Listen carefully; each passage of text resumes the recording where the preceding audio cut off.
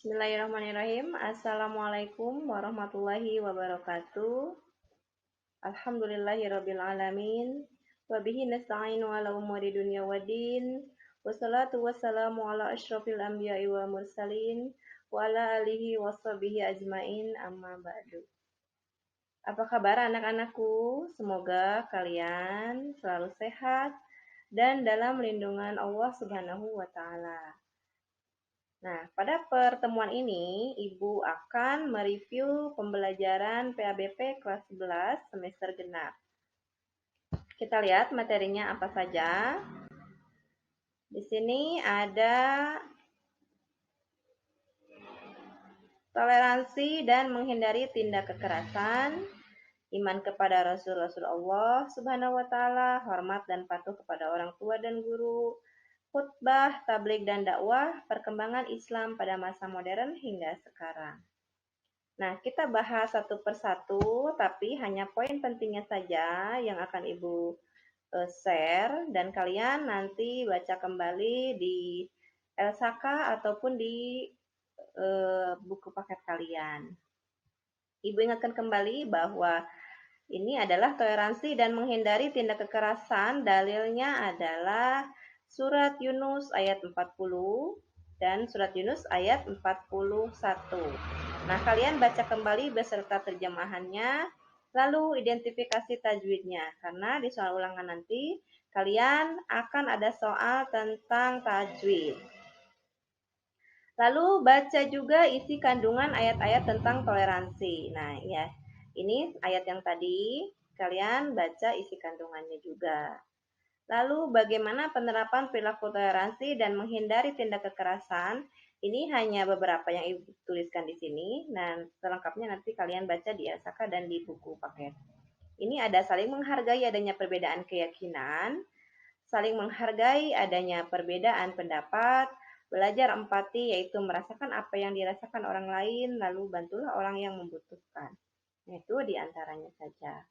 Nah, ini bab 1, lalu selanjutnya di bab kedua.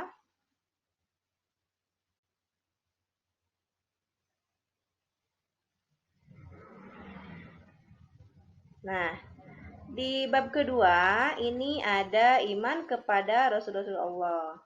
Kalian baca kembali pengertian iman kepada Rasul-Rasul Allah, lalu baca kembali sifat-sifat Rasul Allah ya, dari mulai sidik, amanah, tabligh, batonah ya.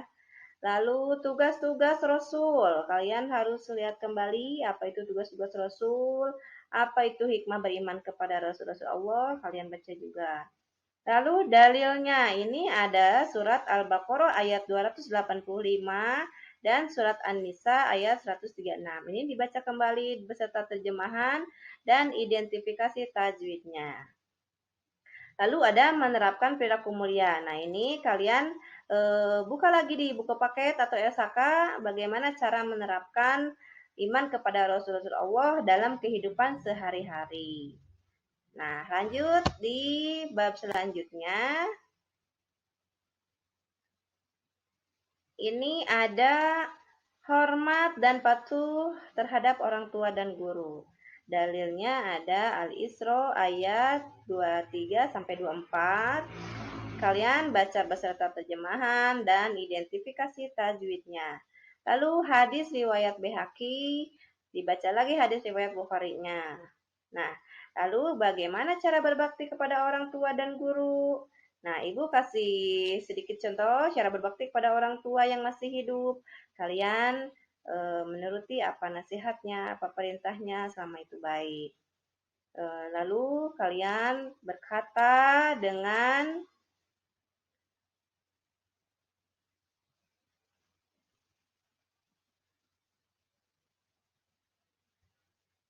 lalu kalian berkata dengan lemah lembut, sopan santun ya, jangan sopan dengan nada yang rendah.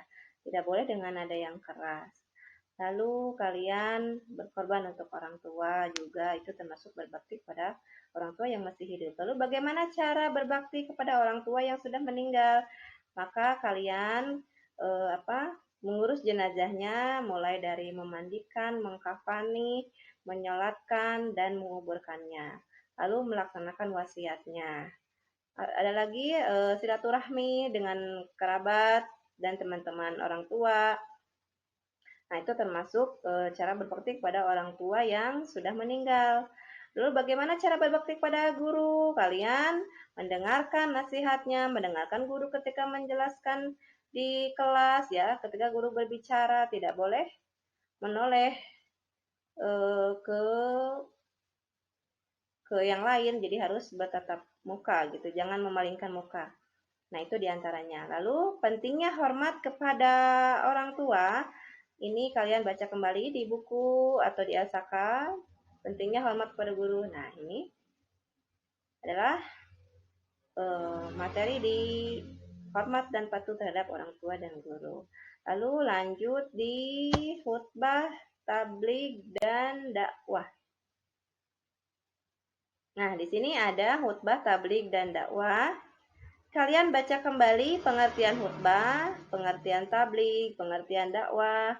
Lalu bagaimana ketentuan khutbah itu? Ada syarat khotib, ada syarat dua khutbah, ada rukun khutbah, ada sunnah khutbah, bagaimana tata cara khutbah. Nah, ini dibaca kembali. Karena di soal-soal ini pasti di soal ulangan nanti akan keluar. Lalu bagaimana ketentuan tabligh? Tabligh harus dilakukan dengan cara yang baik agar diterima. Lalu bagaimana ketentuan dakwah? Nah, ketika dakwah itu ada di dalam surat An-Nahl ayat 125. Nah, ini berdakwah dengan cara yang hikmah, menyampaikan dengan cara yang baik, tidak boleh dengan kekerasan ya, atau menyinggung unsur sara. Nah, itu adalah materi khutbah, tabligh, dan dakwah. Lalu yang terakhir,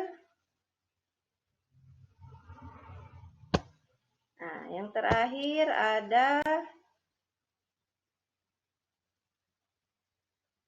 yang terakhir ini adalah perkembangan Islam pada masa modern hingga sekarang. Ini Islam periode modern, ini benih pembaharu Islam muncul sekitar abad ke-14. Ini pendirinya adalah Taqiyuddin Ibnu Taimiyah dan muridnya Ibnu Qayyim al-Jauziyah. Lalu tokoh-tokoh pembaharunya siapa saja? Di sini ada, kalian baca kembali tentang orang-orang ini, Muhammad bin Abdul Wahhab, Syekh Waliullah, Muhammad Ali Pasha, Al-Tahtawi, terus Jamaluddin Al-Afghani, Muhammad Abduh, Rashid Rida, Sayyid Ahmad Khan, Sultan Mahmud II, Muhammad Iqbal. Nah, ini adalah tokoh-tokoh pembaharu Islam.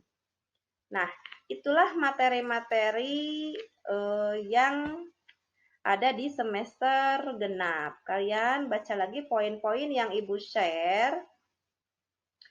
Ya, dibaca kembali. Demikianlah review pembelajaran PABP kelas 11 ya.